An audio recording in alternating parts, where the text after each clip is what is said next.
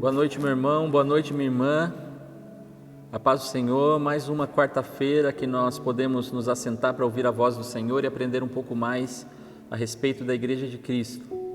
Que nessa noite você possa, como nós temos incentivado, pegar o seu material, o seu caderno, a sua Bíblia, para você poder fazer as suas anotações e nós aprendermos juntos sobre esse tema tão importante, num momento tão propício em que nós temos vivido essas perdas ao nosso redor. Então, que eu e você possamos aproveitar essa aula, prestar atenção nessa aula e nós voltamos no final. Graça e paz, amados.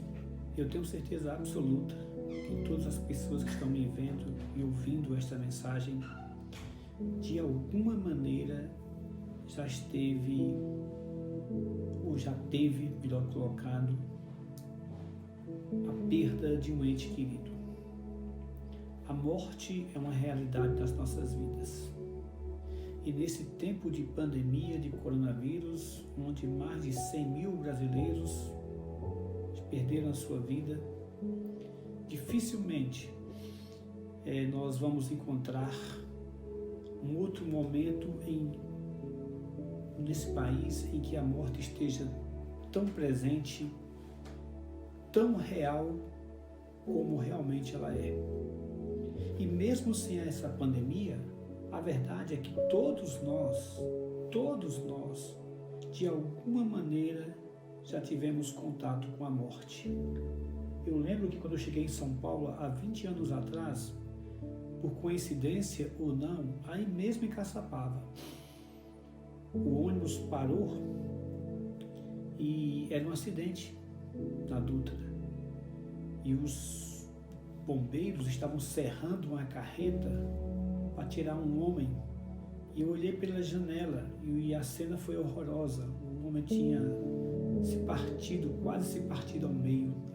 De baixo, da cintura para baixo, estava tudo moído. Ou seja, tanto faz estar em Oroz, no Ceará, tanto faz estar no Vale do Paraíba, no Brasil, tanto faz estar em Madagascar ou em qualquer lugar do mundo, a morte é uma realidade. E todas as pessoas do mundo, de alguma maneira, têm perdas para a morte. Algumas muito doloridas. Algumas chegam a ser uma tragédia. Como, por exemplo, uma jovem que eu conheço, uma jovem senhora que eu conheço, em que num acidente de carro, toda a família dela morreu.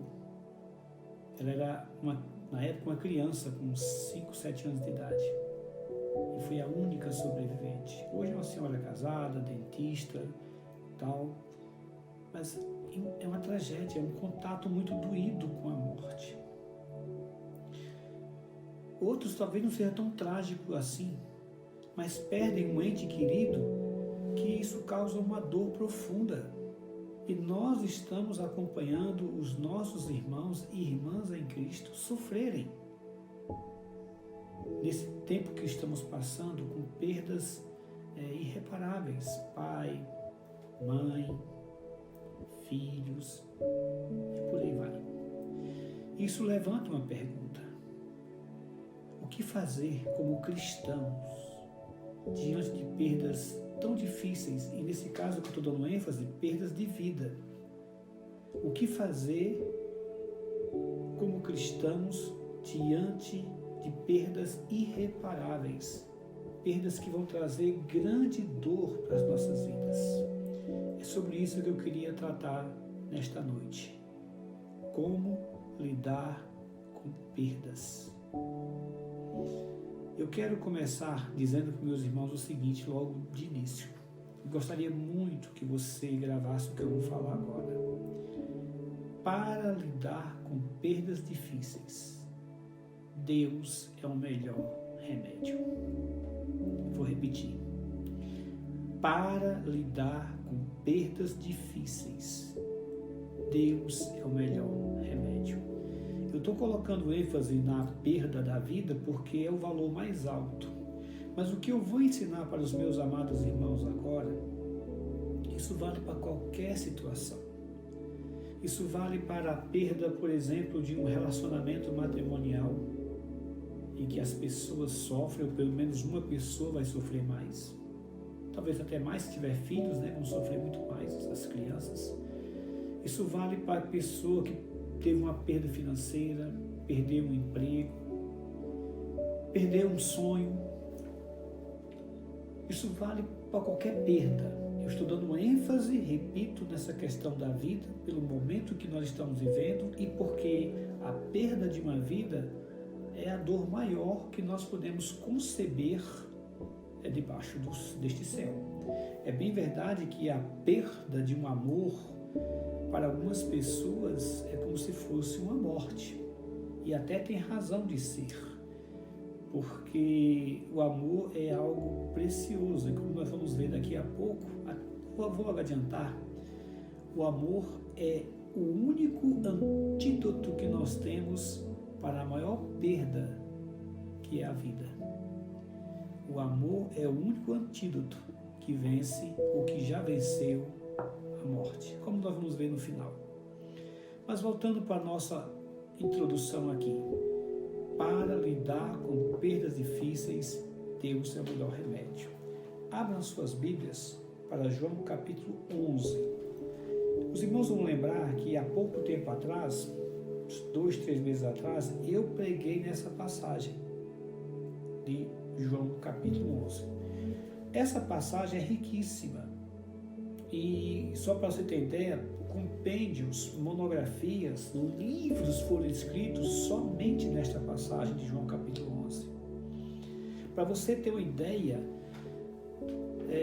conferências foram feitas de 6 dias somente nesta passagem de João capítulo 11. Tamanha é a riqueza dessa passagem e as lições que nós podemos tirar dela. E é claro, se livros foram escritos, conferências são feitas durante semanas falando dessa passagem, não é 2 pregações que vão exaurir as lições que nessa passagem tem. Mas hoje, embora já tenha pregado nela, eu quero dar ênfase a este ponto: como lidar com perdas difíceis, usando João capítulo 11. Eu não vou ler o capítulo todo porque você já conhece e eu preguei há pouco tempo atrás. Eu vou ler dos versículos 17 ao versículo 35, João 11, 17 a 35. E eu vou parafraseando aqueles pontos e outros versículos que eu não vou ler quando for necessário. Diz assim a palavra de Deus: Chegando Jesus, encontrou Lázaro já sepultado, havia 4 dias. Ora, Betânia estava a cerca de 15 estádios perto de Jerusalém. Muitos dentre os judeus tinham vindo ter com Marta e Maria para as consolar a respeito do seu irmão. Marta, quando soube que vinha Jesus, saiu ao seu encontro. Maria, porém, ficou sentada em casa. Disse, pois, Marta a Jesus: Senhor, se estiveres aqui, não teria morrido meu irmão.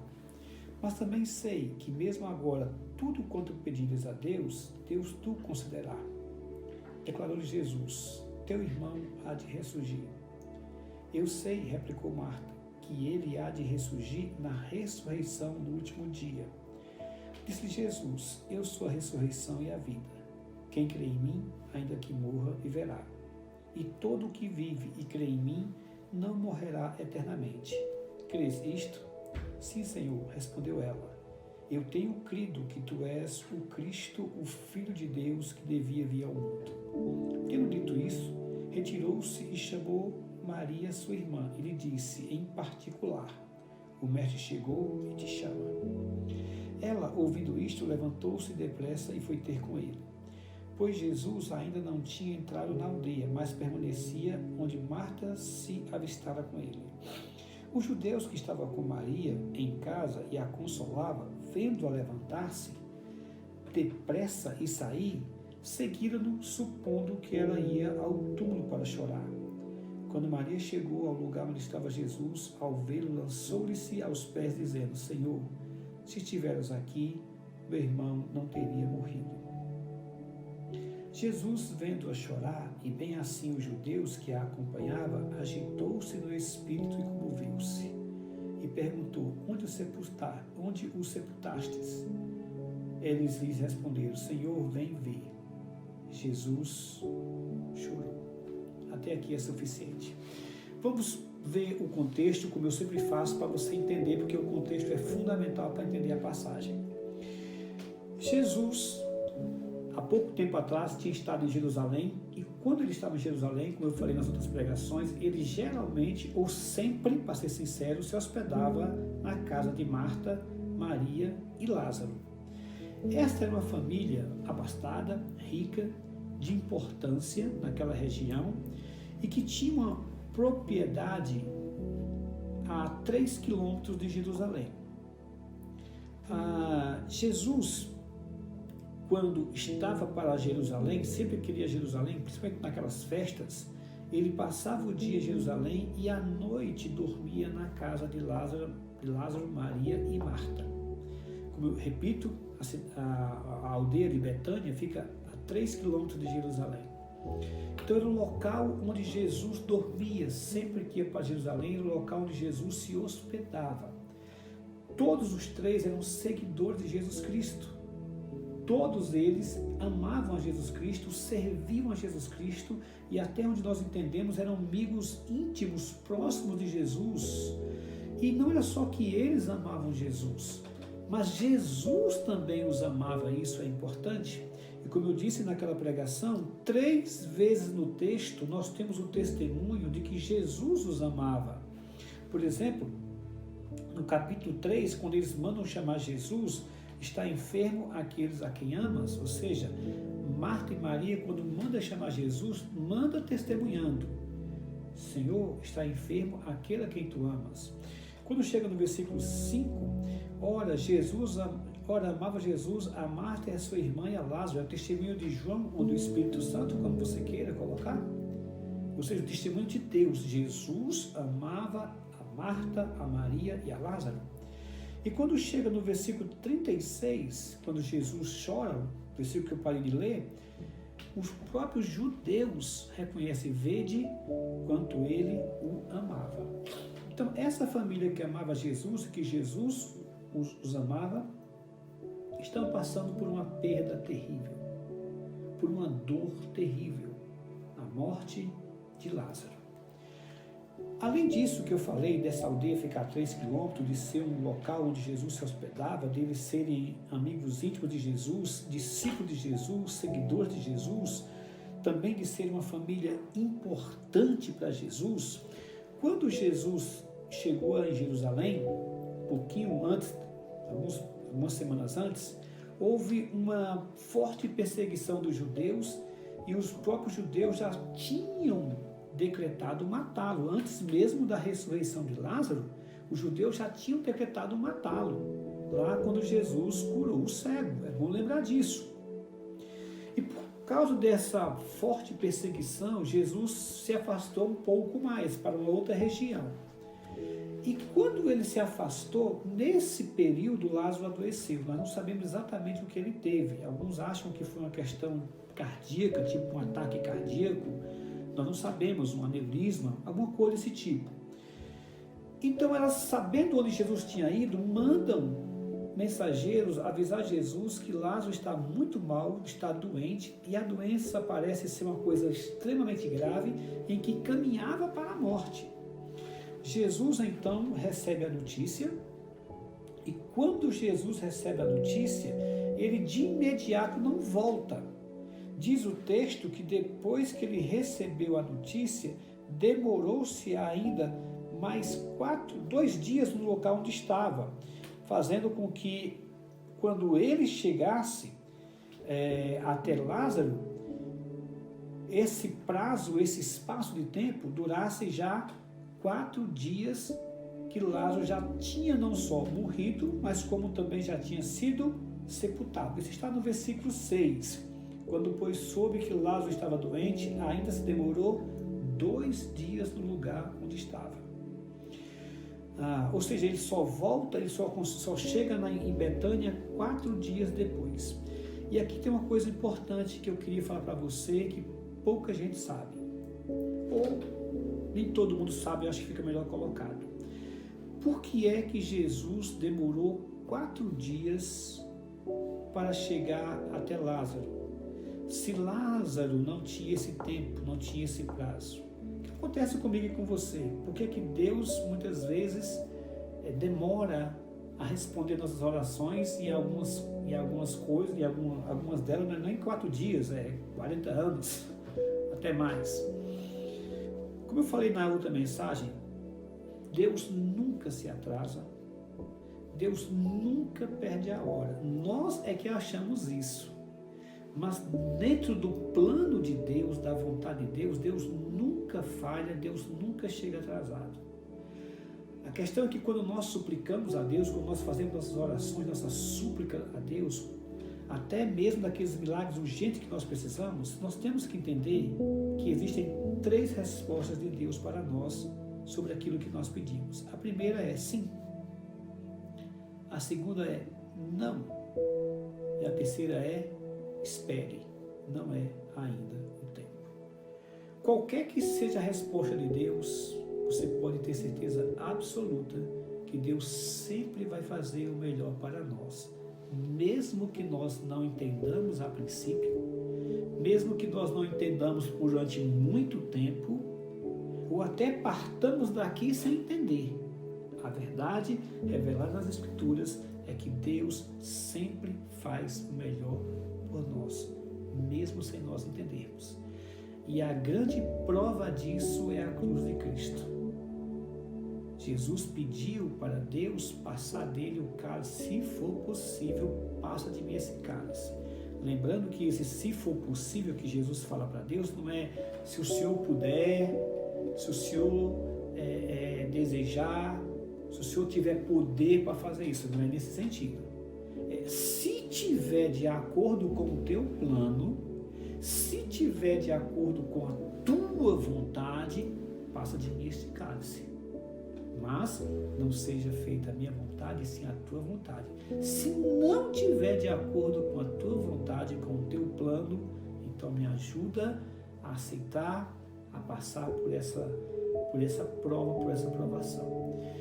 E naquela cruz de Cristo, naquele não, entre aspas, de Deus para Cristo, é que o maior bem de todo o universo, de toda a humanidade, da minha vida, da tua vida se realizou. Foi no não de Deus, entre aspas, é sempre bom falar isso, foi no não de Deus para Jesus Cristo. Não, você vai ter que passar pela cruz, você vai ter que passar por toda aquela dor, aquele sofrimento, e você vai ter que morrer.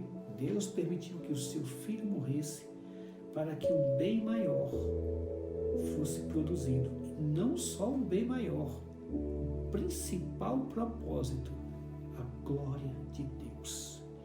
Na crucificação de Jesus, ele mostrou a importância da fé verdadeira, a importância da obediência verdadeira, a importância da confiança verdadeira em Deus, e ao fazer isso, ele glorificou a Deus mais do que qualquer outro evento e qualquer outra ação de qualquer homem deste mundo pudesse fazer.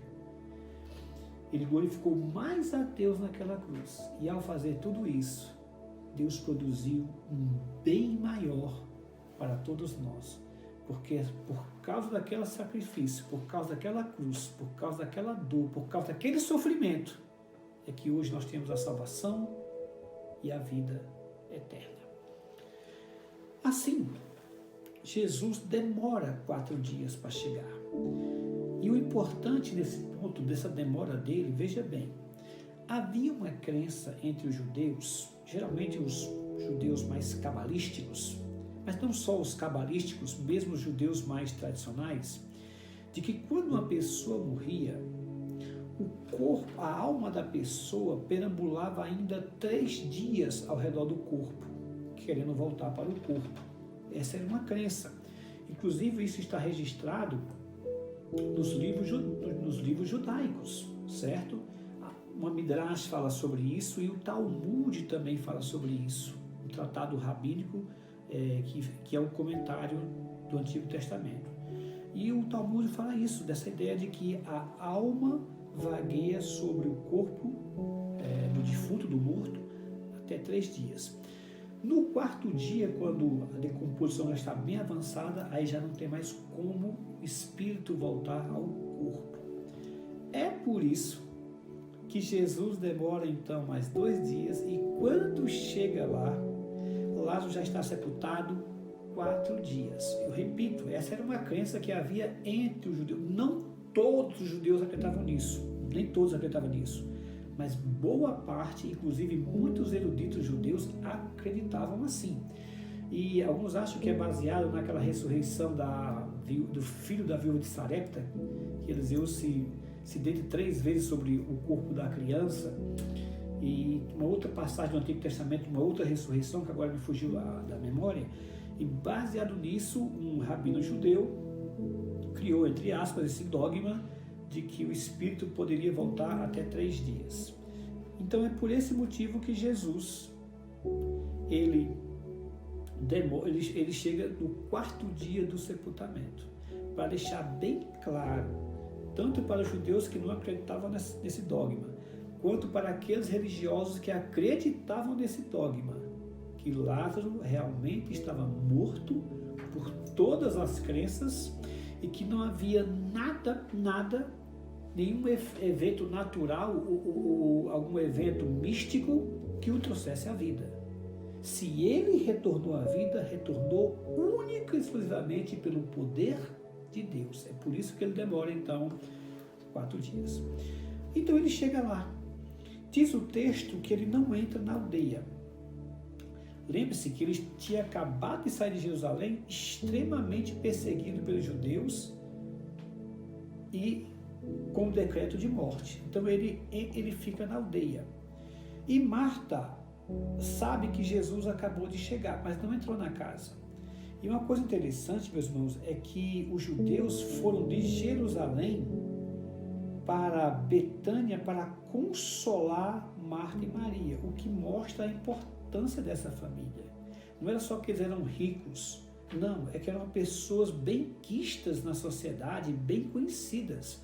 Porque você, 4 dias depois de sepultado, você sair de Jerusalém e andar 3 quilômetros para consolar essa família, isso mostra a importância dessa família.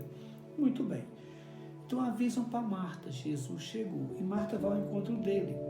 Quando chega ao encontro dele, ele vai dizer: Senhor, se estiveras aqui, não teria morrido meu irmão. Versículo 20 diz o seguinte, versículo 20, Marta, quando soube que vinha Jesus, saiu ao seu encontro. Maria, porém, ficou sentada em casa. E esse versículo é interessante, que mostra as personalidades diferentes das 2 irmãs.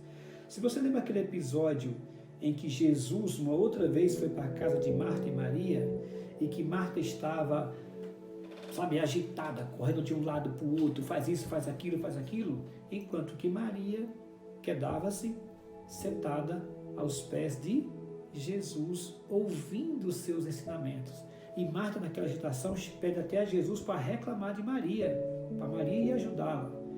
Jesus responde para Marta: Marta, anda muito ocupada, ou até ansiosa, e pouca coisa é necessário. Maria escolheu a melhor parte e ela não vai ser tirada dessa melhor parte, que era justamente ouvir de Jesus, estar na presença de Jesus. Isso mostra os temperamentos bem diferentes das 2 irmãs. Porque quando Marta soube que Jesus vinha, como sempre que ela era, explosiva, espontânea, ativa, agitada, ela nem espera, já sai para se encontrar com Jesus, já sai ao encontro de Jesus. Enquanto que Maria, mais contemplativa, mais calma, mais tranquila, uma personalidade mais retraída, ficou lá na casa.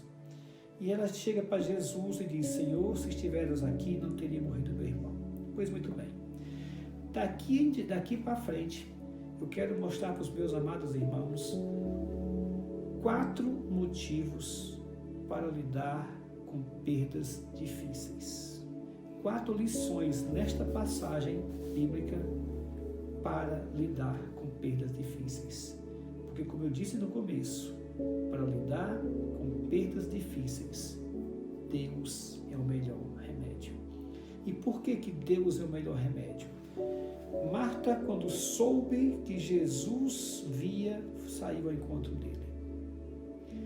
Se você olhar um pouquinho mais para frente, depois ela conversa com Jesus, tem um grande diálogo, não já vê. Depois ela volta para casa e avisa em particular, versículo 26, 28, para sua irmã. Ela fala provavelmente cochichando ao pé do ouvido, já que tinha muitas pessoas na casa, muitos judeus, então ela chama ela em particular ou cochicha no seu ouvido. O mestre está aqui e te chama. E Maria vai ao encontro dele também. E o interessante é que as duas irmãs dizem a mesma coisa. Senhor, se estiveras aqui, não teria morrido meu irmão. Em uma construção diferente de uma para a outra, mas o mesmo sentido. Marta vai dizer, Senhor, se estiveras aqui, não teria morrido meu irmão. Quando Maria diz a mesma coisa, Senhor, se estiveras aqui, meu irmão não teria morrido. Quais são essas 4 lições para lidarmos com perdas difíceis, principalmente perdas de vidas? Primeira lição fica claro: os pés de Jesus é o melhor lugar para curarmos a nossa dor. Os pés de Jesus é o melhor lugar para curarmos a nossa dor. Meu irmão, minha irmã, você que está me vendo, você está me ouvindo, você que teve uma perda difícil na sua vida, você que pode estar ainda sofrendo com a perda de um ente querido por causa dessa pandemia que nós estamos vivendo, você que pode estar sofrendo uma outra perda que não seja de uma vida, mas uma coisa dolorida para você. Você perdeu sua saúde, você perdeu um relacionamento, um grande amor, um casamento, não importa qual seja.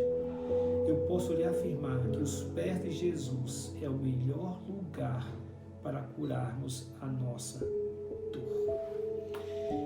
Marta vai ao encontro de Jesus para curar a sua dor. Do versículo 21 até o versículo 27, ela trava um longo diálogo com Jesus. Como eu falei, Marta é mais explosiva, mais ativa, mais agitada. Ela fala muito, enquanto que Maria fala pouco. E quando chega Jesus, Senhor, se estiveras aqui, não teria morrido meu irmão.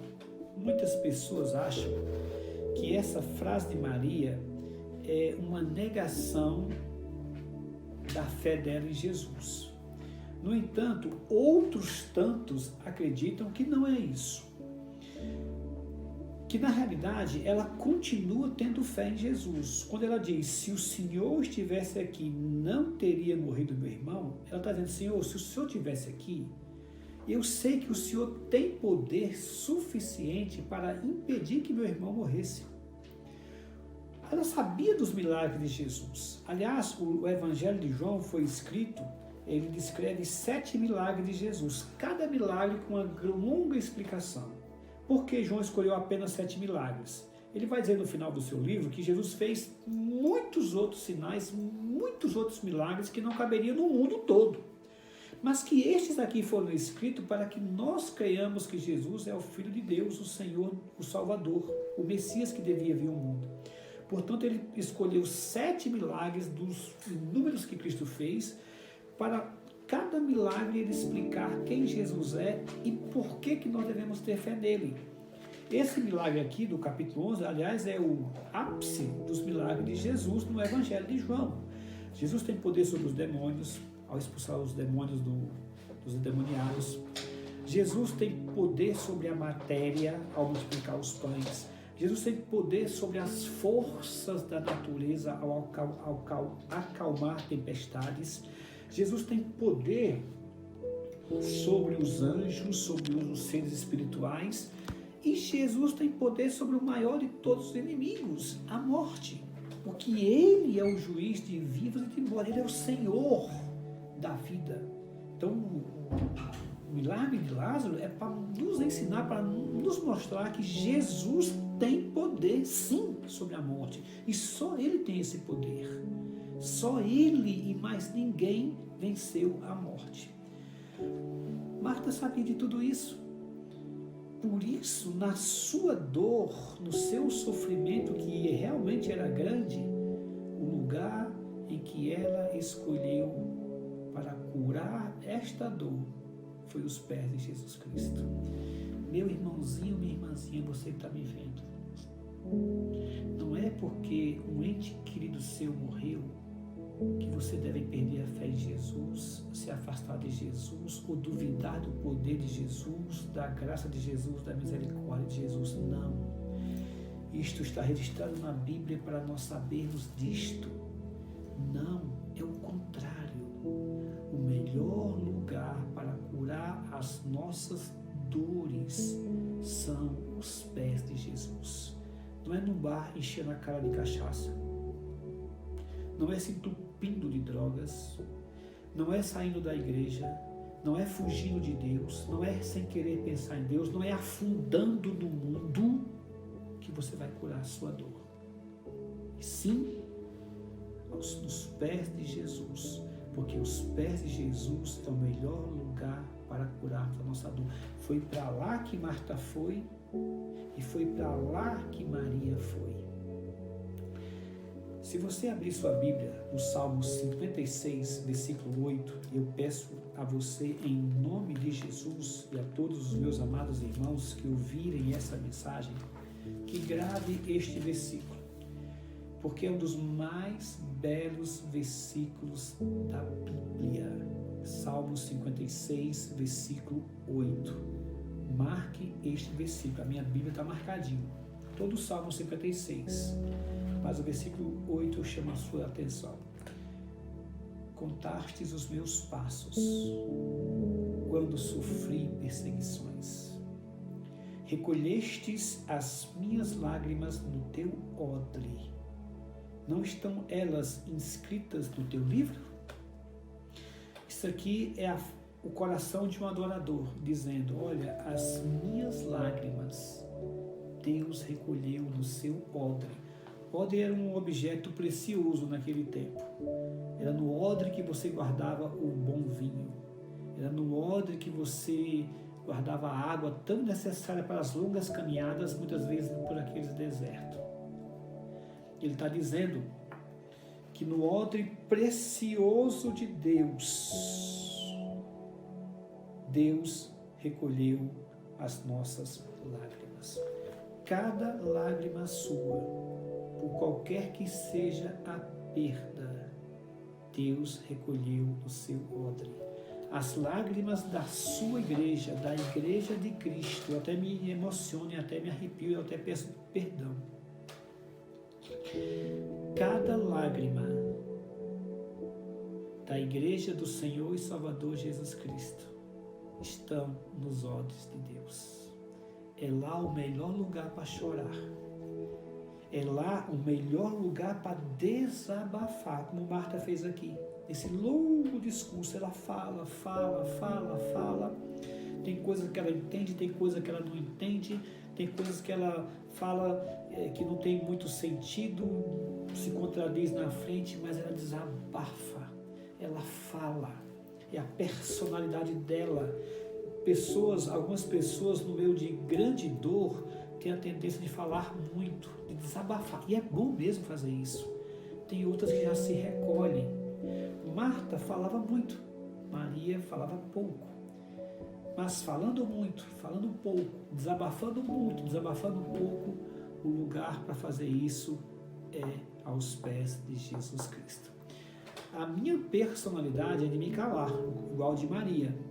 Eu me fecho, eu me recolho, eu falo pouco. Mas faz muitos anos, desde 1994, que eu aprendi a desabafar as minhas dores, as minhas lágrimas dos pés do Senhor e Salvador Jesus Cristo, qualquer que seja ela. Eu gosto de conversar com Jesus, eu gosto de chorar nos pés de Jesus. Essa é a primeira grande lição. Os pés de Jesus é o melhor lugar para curarmos a nossa dor. A segunda grande lição se encontra justamente no versículo 35. que diz Jesus chorou, o menor versículo da Bíblia, mas talvez um dos maiores em significado. Olha que coisa interessante. O menor versículo da Bíblia, mas de uma importância, de um significado enorme. Jesus chorou. A segunda grande lição dessa passagem é que nós temos um Deus que se compadece da nossa dor e chora conosco. Nós não temos um Deus insensível. Não pense que você está chorando, Deus está rindo. Não.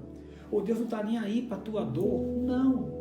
Ou que Deus não se incomoda. Ou Deus não sente nada. Ele olha do céu e não sente. Não. Este pequeno versículo mostra totalmente o contrário. Jesus chorou com Marta, com Maria. E a grande lição aqui desse versículo é que nós não temos um Deus insensível. Pelo contrário, nós temos um Deus que se compadece da nossa dor e chora conosco. E isso não é novo. Desde o Antigo Testamento, inúmeras passagens do Antigo Testamento mostram Deus chorando por causa dos erros de Israel, por causa dos pecados, por causa das decisões erradas que eles tomaram. Eu vou dar duas passagens para você. A primeira seria Oséias capítulo 11. E não vou dar mais passagens por causa do tempo, mas vamos a Oséias capítulo 11, que é uma passagem belíssima. Em Oséias capítulo 11, Deus fala do seu amor como pai por Israel, um filho rebelde e ingrato. Ele diz que quando ele era menino, ele o tirou do Egito, ou seja, ele salvou Israel com mão poderosa, ele feriu aqueles que machucavam Israel e tirou, como o pai cuida de uma criança quando está numa situação de perigo. Diz o versículo 2 que quanto mais Deus os chamava, quanto mais Deus os amava, quanto mais Deus fazia por ele, mais eles se afastavam da presença de Deus. Está no versículo 2, a ponto de trocar Deus por deuses, o Deus verdadeiro por deuses falsos. E quando chega no versículo 7, ele diz que o povo é inclinado a desviar-se de mim. Ou seja, por mais que eu faça, eles se afastam. Agora, preste atenção, versículo 8. Como te deixaria, ó Efraim? Como te entregaria, ó Israel? Como te faria como a Admar? Como fazer-te um Zeboim? Meu coração está comovido dentro de mim. As minhas compaixões a uma se acendem. Esse é o nosso Deus. Mesmo Israel pecando, mesmo Israel teimando, mesmo Israel adulterando com outros deuses, mesmo Israel inclinando-se para o mal, para se desviar, Deus dizia, olha, eu até poderia deixar vocês seguirem o caminho de vocês. Eu poderia deixar vocês seguirem esse caminho de morte e de fato morrerem. Mas como é que eu posso fazer isso? Se eu amo vocês, se eu tenho compaixão de vocês, se vocês são meus filhos, eu posso deixar vocês seguir o caminho que você quiser, esse caminho de morte, e vocês morrerem e serem condenados. Mas como que eu vou fazer isso se eu sou pai? Se a minha natureza de pai não permite não me preocupar com meu filho, não amar meu filho, não fazer o melhor, mesmo eles sem entender ou sem querer que eu faça isso por eles.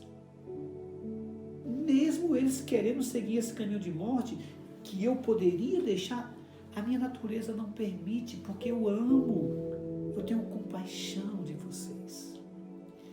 Desde o Antigo Testamento, que as lágrimas de Deus pelo seu povo, pelos seus filhos se fazem notórias. Por quê? Porque nós não temos um Deus que não se compadece, impassível, não. Nós temos um Deus que se compadece das nossas dores e chora conosco. Ele não chora, não é porque ele não tem poder para mudar a situação, não é isso. Ele não chora por ele, Ele chora porque nos vê chorando. Eu tenho uma netinha linda, maravilhosa, que é a nossa alegria, minha de Iraci, que nós amamos profundamente. Mas quando ela está chorando, quando ela cai, quando ela está doente, nós ficamos tristes.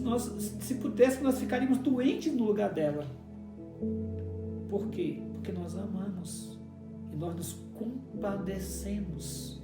Quando ela cai, que se machuca, nós ficamos tristes. Por quê? Porque ela está sofrendo, ela está chorando. Então nós nos compadecemos. A mesma coisa é Deus. O nosso Deus é um Deus que se compadece de nós nas nossas dores e chora conosco. Isaías 63, 9. Isaías 63, 9 diz o seguinte, profeta Isaías: em toda a angústia deles foi ele angustiado, e o anjo da sua presença o salvou. Pelo seu amor, pela sua compaixão, ele os reuniu, os tomou e os conduziu todos os dias na antiguidade. Ou seja, nas lágrimas deles, na angústia de Israel, do povo de Deus, Deus também se angustiou, Deus também chorou. Então, a grande lição de João, capítulo 11, versículo 35, Jesus chorou. Esse pequeno versículo mostra que nós não temos um Deus impassível, que não se preocupa, que não tem sentimentos. Pelo contrário, nós temos um Deus cheio de compaixão, que se compadece de nós, da nossa dor, e que chora conosco. Isso me leva à terceira lição e à grande pergunta: por que Jesus chorou? Se ele ia ressuscitar Lázaro, por que ele chorou? Se ele até já tinha dito antes de ir, já tinha dito para os apóstolos: eu me alegro de que lá não estivesse, mas eu vou lá para o ressuscitar. Ele fala isso no versículo 12 e 13, em que ele vai para lá para acordar ou ressuscitar Lázaro. Então, por que ele chorou? Meus irmãos, eu não vou gastar tempo explicando os motivos pelos quais Jesus chorou. Eu conheço, teologicamente, mais de 30 motivos levantados pelos quais Jesus chorou. Numa outra pregação, numa outra aula, eu posso voltar a esse texto e explicar vários desses motivos e pegar aqueles que eu acho que está de acordo com o texto e com a Bíblia, mas não hoje. Hoje eu vou dar apenas 2 motivos pelos quais Jesus chorou, creio eu que estão bem embasados na exegese bíblica, na revelação de Deus. Já disse que Jesus não poderia ter chorado porque simplesmente Lázaro morreu, já que ele vai ressuscitar. Jesus não poderia ter chorado porque não podia fazer nada, já que ele sabia que ele tem poder para mudar a situação. Então ele não poderia chorar porque não tinha poder para fazer isso, porque era impotente naquela situação. Não. Jesus também não poderia chorar porque a morte é o fim de todas as coisas e depois que morreu se acabou, como as pessoas falam. Não acabou. Não acabou. Muito pelo contrário. A morte é apenas o primeiro passo para uma eternidade. Ou com Deus, ou sem Deus. Ou no paraíso, ou no inferno. Ou no gozo eterno, ou no sofrimento eterno. Isso é outra questão, outro assunto. Então, por que Jesus chorou? Então, eu vou direto às 2 respostas de hoje. Jesus chorou porque ele viu com seus próprios olhos o que o pecado fez com a sua criação. Como o pecado é terrível, a dor que o pecado causa, a destruição que o pecado fez na sua criação. Ele pôde sentir o odor fétido da morte. Ele pôde sentir e ver o que o pecado faz na vida humana, com seus próprios olhos, que não era para ser assim. Ele não criou o homem para essa situação, nem a humanidade para esse sofrimento. Ele não fez isso. O homem que trouxe o pecado de livre e espontânea vontade para este mundo e agora colhe as consequências desse pecado, como também já preguei em outra pregação.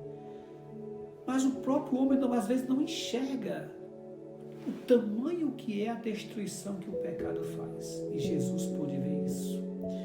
O outro motivo pelo qual ele chora é pela falta de conhecimento, de fé verdadeira, madura, que as pessoas têm nele, mesmo os crentes. Porque Marta diz: Senhor, se estivesse aqui, não teria morrido meu irmão. Maria também. Veja, amigos íntimos de Jesus, de sentar aos pés de Jesus e ouvir de Jesus. E ainda assim ter um conhecimento errado.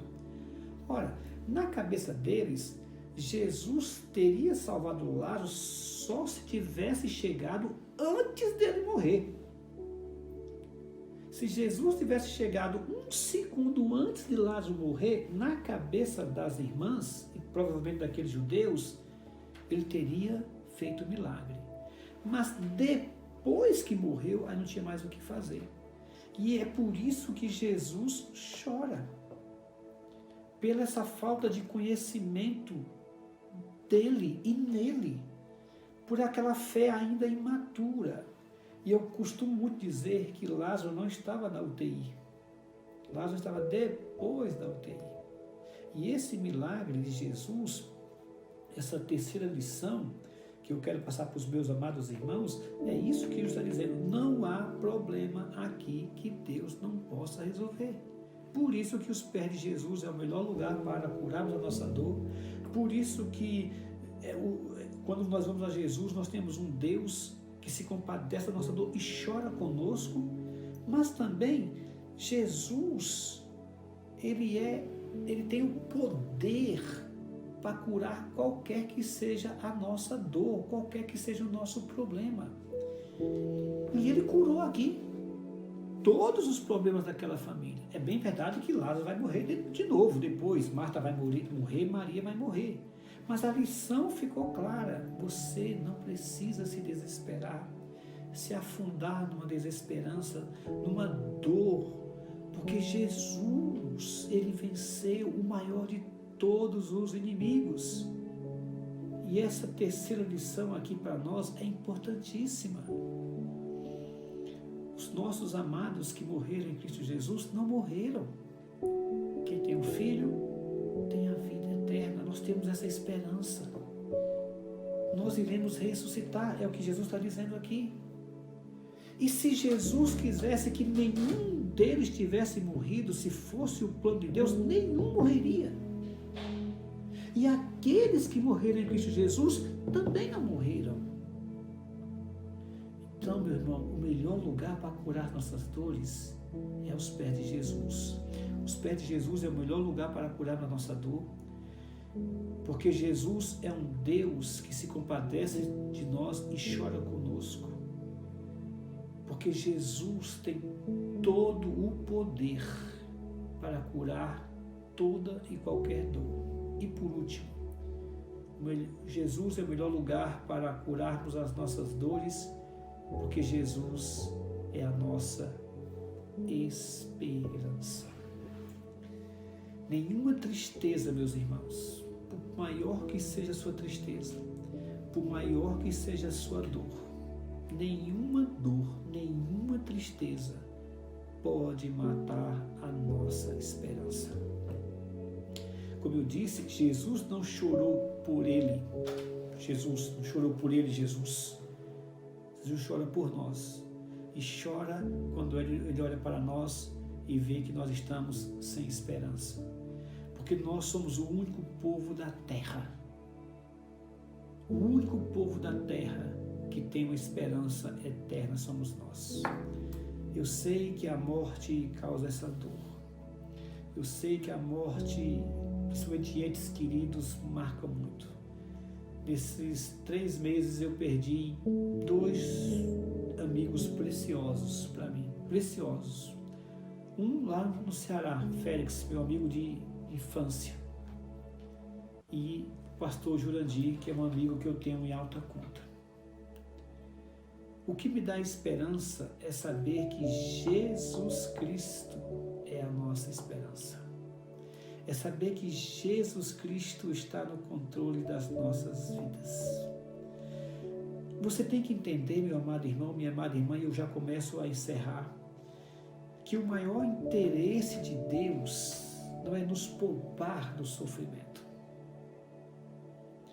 mas nos fazer parecido com Jesus Cristo.